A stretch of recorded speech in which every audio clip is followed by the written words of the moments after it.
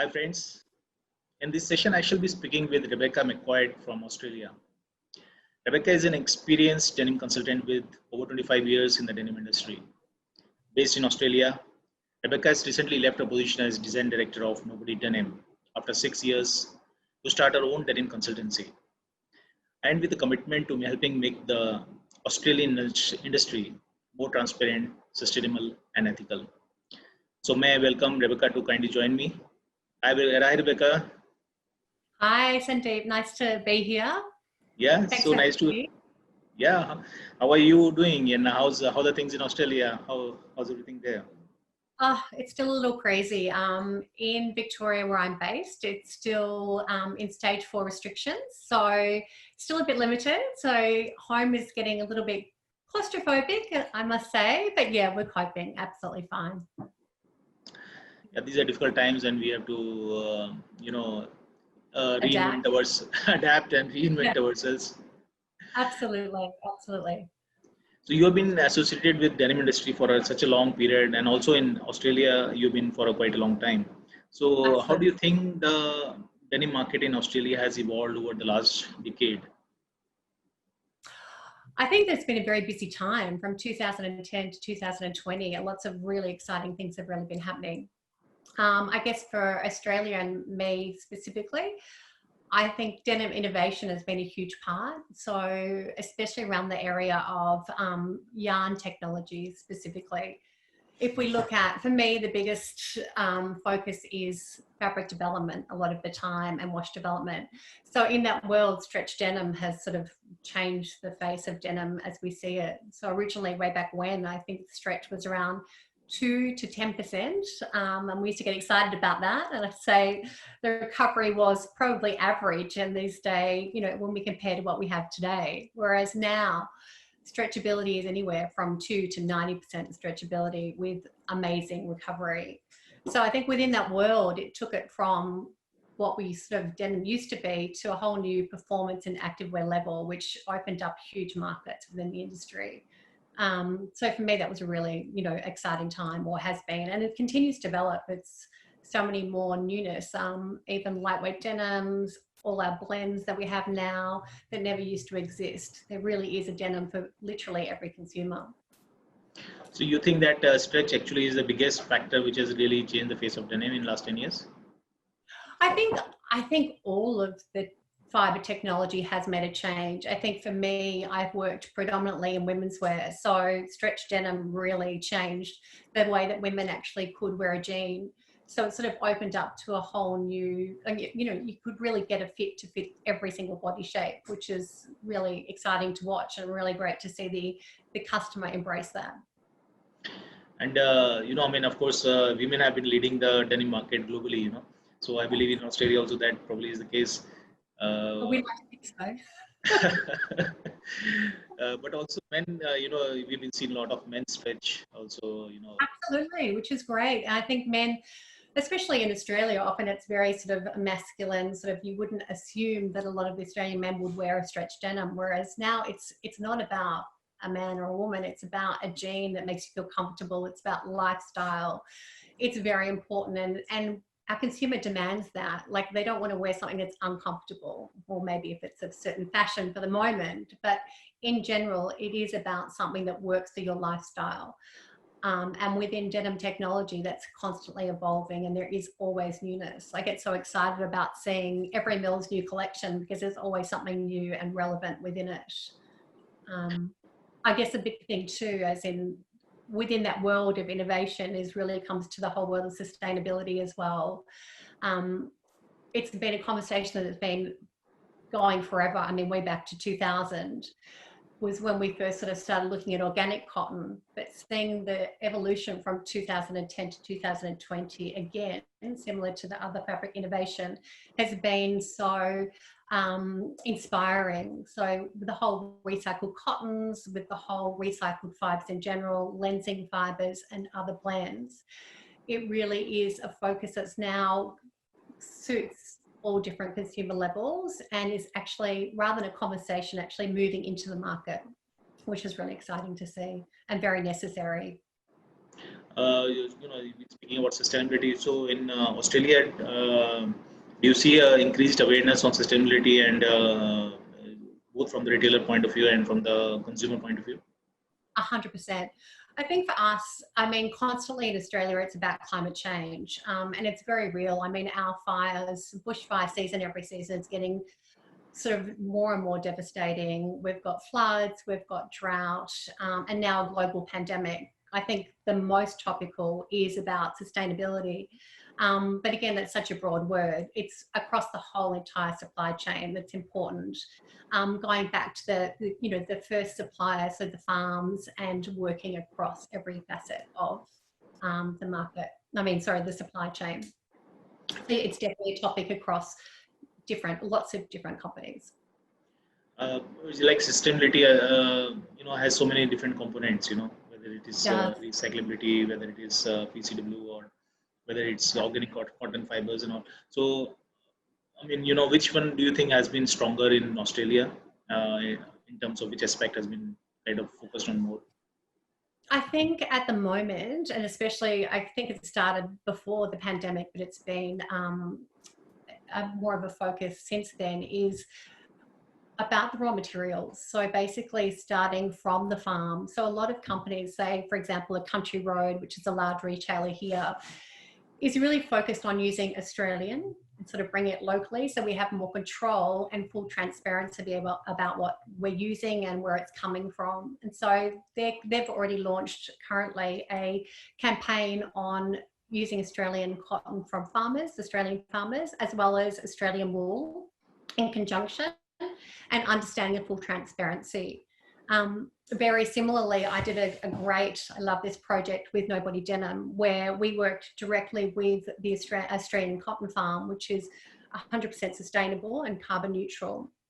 And within that, we worked directly with the farm with their cotton, but also then coupled that with some tracing technology called Fiber Trace. Blockchain kind of thing? Blockchain? Yeah, so it's actually, it's spun into the cotton at the ginning stage.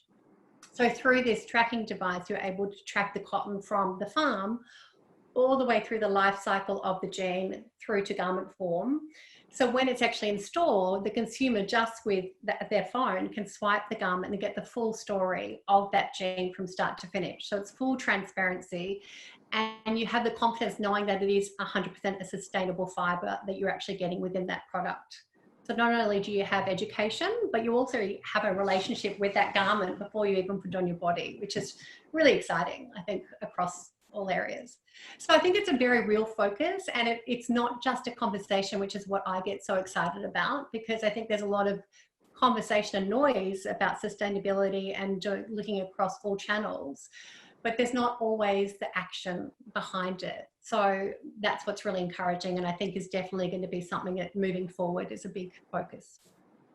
But with the most of the denim being manufactured outside Australia, because Australia is not really a manufacturing destination, so probably those logistics must be tough, because getting Australian cotton to be used by the overseas manufacturers. Yes. So that's the thing. I think there's still limitations, so it can't be 100% perfect within those channels, but I think that's the difference. We're doing what we can to be sustainable and reduce our footprint as much as possible across every channel. If we could bring a mill back to Australia, if anyone's interested out there, please come back. That would be ideal. Mills used to be there. Yeah, exactly. That would be ideal, because Brad Mill, yes, used to be there, and the remains of it is still there. But no, unfortunately, we don't have that luxury anymore. Absolutely. And in terms of brands, what are the, if I may ask you, what are the major denim brands or retailers in Australia who are kind of prominent ones? Yes. So Australian brands, it's quite broad. So we've got our Lee Jeans Australia, which is the Australian license. We've got Nobody Denim, of course. I've a very soft spot for. Of course, we've got New, it's a company called 3x1 that have 3 brands. So they've got New, they've got A Brand, and then they've got Rollers as well within that. And then there's also others. There's Country Road, there's Just Jeans stores, there's other local brands that sort of spread across different levels. Yeah. Kmart, And then Kmart. absolutely. I think the difference though with denim now is I think pretty much every casual Australian brand, fashion brand, has a portion of denim within their collections. So I don't think it's limited. I think that's a big change. And I think going back from 2010 to 2020, that's one of the big changes. It used to be about key players, and it's not really about key players anymore. Everyone is involved in denim. As you know, yeah. And I think that is the biggest difference, one of the biggest differences. Yeah. I was checking, kind of per capita figures a couple of years back, and Australia was like almost among the top three countries who are, consuming denim per capita. Yes, we love our denim and we love online shopping. We're very good at both of those things. Yes. Yeah, absolutely. It was, and of course, because the population is also not so big, so that also, and it's very, I would say very well-off population with good spending power. So, Absolutely. I think we're actually a testing ground for many denim brands, actually. So I know a few different brands have come to test their labels here because apparently we've got, I think it's based on weather a lot as well, but also the mentality, as in we are a very casual country, that we, again, based on our spending power and our love for casual, denim is, yeah, very popular. So they can get good breeds, yeah, from Australia. So, yeah. and now the most hottest topic of the year, the COVID. How do you see as a designer, COVID is affecting the design change or direction, any direction change, which is coming because of COVID. Yeah. I think one of the biggest things, again, after the initial shock of everything and then shutting down factories, which is, not shutting down factories, but stopping the production, which is heartbreaking, and closing retail stores, is just the chance to stop and sort of reassess and look at our company values. I think for so long, the fashion industry has become so fast and it's all about newness and demanding and timelines that we spend so much of our energy trying to keep up with the demand that we actually forget the end picture of what we're actually trying to do. So I think this sort of stop has been great for a lot of different companies that I'm working with anyway, where they've been able to reassess, but also realign with their customer and consumer. So being forced to actually have just your online platform as your main selling point, because your retail stores have now been shut down for quite some time in Australia anyway still. A lot of the companies have actually really sort of have a new conversation with the consumer, a more personal conversation. I think really real information. They feel like they've got to know their customer more over this period of time, over this 9 months. And with that information, have been comfortable to make decisions they probably wouldn't have before. So as a designer so far with a lot of the companies, I've been working on how we can reduce ranges to what we really need and really been analysing that data to, do we really need this? Who's buying this? Looking at the sales figures. But with new confidence and feeling comfortable that even with these reduced ranges, we're really hitting our target of our customer because we have this whole new understanding around that, which is really refreshing. And sadly, it's taken a pandemic to get here, but I think it's something that will last and will constantly be reflected on, which is really good. So again, it's about less is more. It's really about quality and the detail. And as a designer, what I found so refreshing is actually having time to breathe and to really focus on creativity again, to really look at every detail and do things also with the confidence in mind of who I'm doing it for, having real insight on end game, which is good. So are the customers like, in most of the places, they're looking for more comfort in the clothings, especially denims, and lounge, looking for lounge wears or kind of active wear kind of properties from the denim. Yeah, I think also too, for us in Australia, that's not uncommon anyway, because we are such a casual outdoor sort of area. So I think that there's often focus on a lot of different companies use like different tensile blends. It's about the hand feel, the softness. So there is already a lot of denim around that is all about comfort and leisure. So I think we're pretty good at having that covered, but I think that is just been exaggerated. So we have more and more focus on that. And definitely at the moment about being at home, like I was saying in Victoria, we're still stuck at home. So that is the new norm. So yes, stretch denims have again continued to be huge. Stretch is going to become even more important. Yeah, no, even more important than before when I didn't think that was actually possible. But yes, but definitely tactile, soft touch, lightweight denims really important. And what about knit denims? Knit denims again, in the areas that I've touched on, I haven't worked a lot with them, but I know, for example, there are very strong. I know Just Jeans works very closely with those fabrications, and it works extremely well for them. So it's definitely an area that I think, again, based on the needs of the customer, will only get bigger going forward. Definitely important. And do you see any other changes because of COVID? And I mean, let's say when we're looking at recovery next year, so Yeah, any absolutely. other things? I think, and one thing that we're talking about again is the whole online world. So online's, I mean, amazingly, based on everything shutting down, online for Australia, I mean, they are well known for their online shopping, has continued to be strong. And I think based on that, it will continue to grow. I mean, customers that weren't used to buying online are now buying online, and really sort of it's working for them. So I think there will be a big shift on the way we sort of retail moves. So I think a lot of the stores that have been shut down now may not reopen. It will shift to more of an online focus. But I think the stores that do remain open, or new stores that open up, it'll be more sort of based on an experience for a customer. The one thing that's come out of this, I think, with all of my clients so far, and also, big companies have already been working on it for some time, is making sure you've got a very clear message, and that you're offering something different, that your company is just not offering a basic, or that you've got a message and you're forming a clear relationship with your end customer. And I think that's going to become more important with the growth of online, and the conversation and the real conversation with the consumer is going to grow. And with that, the retail sector will become more about an experience, less about just going to shop for regular clothes. So you'll be bringing into your consumer to the message, and it might be things like classes on denim and dyeing, or something like that brings them in and further educates them to the message of what you're trying to do as a company.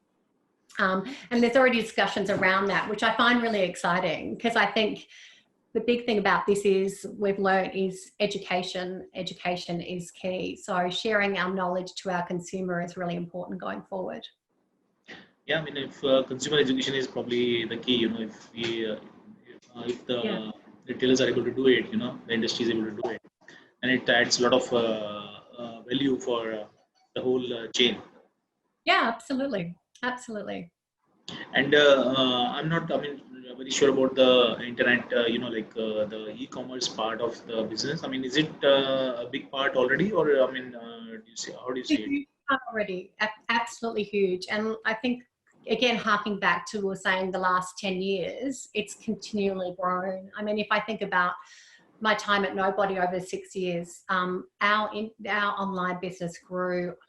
I don't want to quote it, but it was changed dramatically. So originally probably say 30%, sort of more than doubled over time. And I think that's happened for most companies. It's just another, chain that's opened up, that again, based on the whole social media platforms now, it just is a lot more of a personal message. As, say, for example, a Nobody and lots of other companies in Australia that are wholesalers, we had one retail store only. So that was where we managed to have a message to our customers. But our online became our real store, that we really, connected with our customers, and really was, the real Nobody. People would say, where do I find Nobody? I'd say, go to our online store. That's really the real Nobody.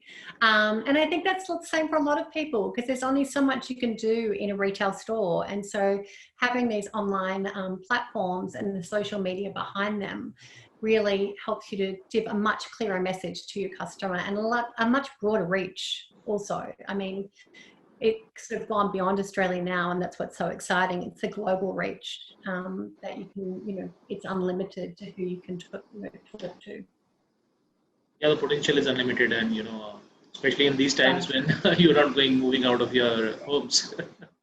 yeah, So absolutely.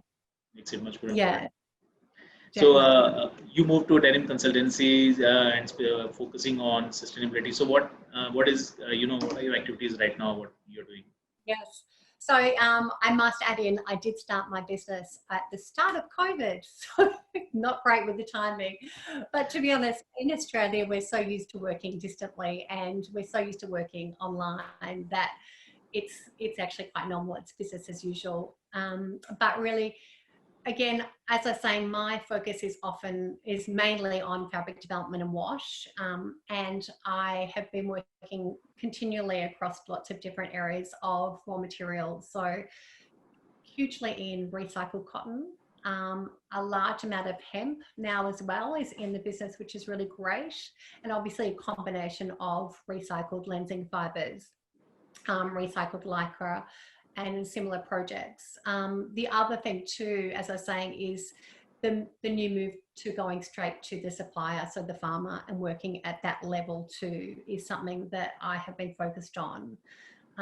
So it's unlimited, which is really exciting. I think a lot of customers now want to do something that's originally theirs. Again, going back to that message and having something unique. And they really do want to have a real connection and understand their supply chain across every single angle, which is really good. One of the brands I'm working with called Legacy Denim, which is yet to launch, is doing their collection is based on every single element of their garments is based on a sustainable raw material.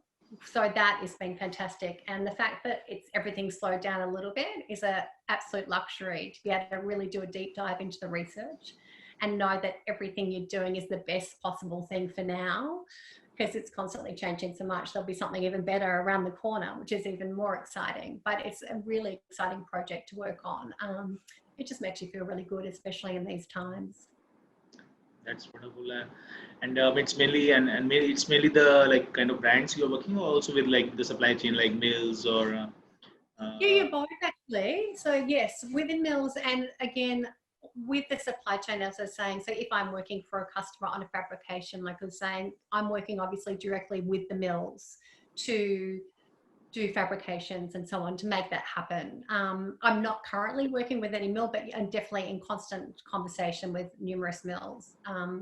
As I said, the fabric development and wash development is where my passion lies. So I love that part. So yes, it's always fun. But at the moment, it's just a bit limited with no travel. So I'm kind of waiting till I can get back to hands-on around that area.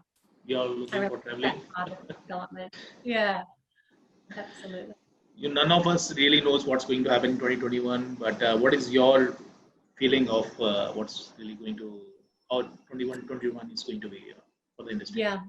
I'm actually I think everyone's really excited just to get out of restrictions, but I really feel like there's a new focus around the whole sustainable world. And again, it's been talked about for so long, and that word sustainability is sort of like, what does that mean? But it really is a full focus across every single angle. And maybe it's taken a pandemic and to scare everyone into real action. I'm not really sure. I know it was already happening. So I feel like there's definitely conviction behind it, but there's renewed conviction. And I feel like that every step from the consumer demanding it, but also to the customers the companies wanting to do it as a combination, and the suppliers giving us the resources. They're available now. We've got everything we need to help make this happen. So it's making sure that they're looking at every step, every company's looking at every step to make a better path. And I feel like that's definitely the intentions there. I just hope in 2021 that it continues. Once things speed up and things get back to normal a little bit, the intention sort of lasts, and I see the conversations that are being had now actually happen within the industry, which will be a really exciting time if that's the case. We're all looking for a very good 2021, hopefully. Yeah, absolutely. Absolutely. I'm excited to be able to travel. That would be great. But no, I think that it's really at the moment, really good sentiment to make change. And I think that's what's most promising. Yes, I'm hanging on. We need, sometimes we need such strong,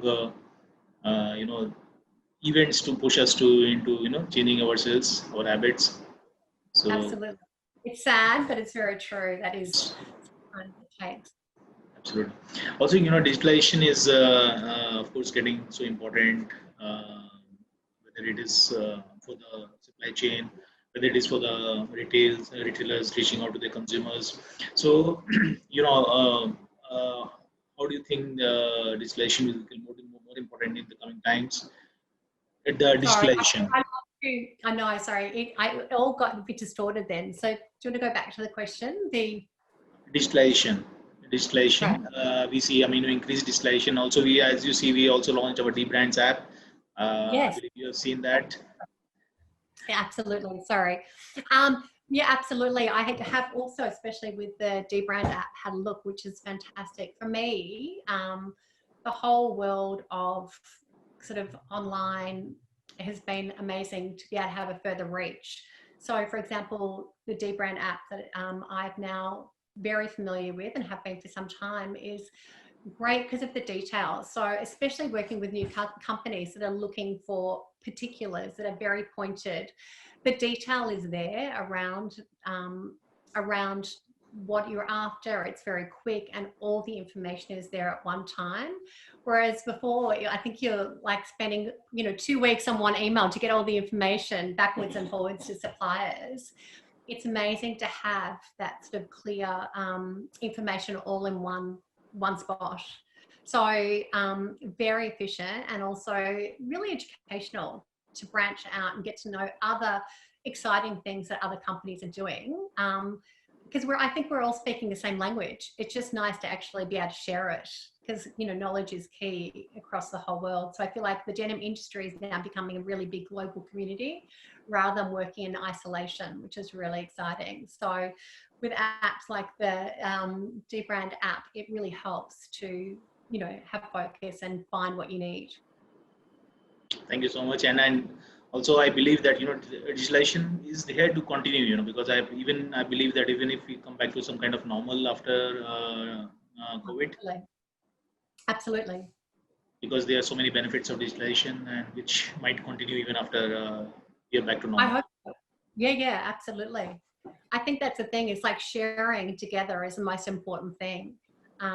Because I feel like I said, it's like I think the whole global denim world now feels like a much smaller community, even though it's probably much broader than what it was. Exactly.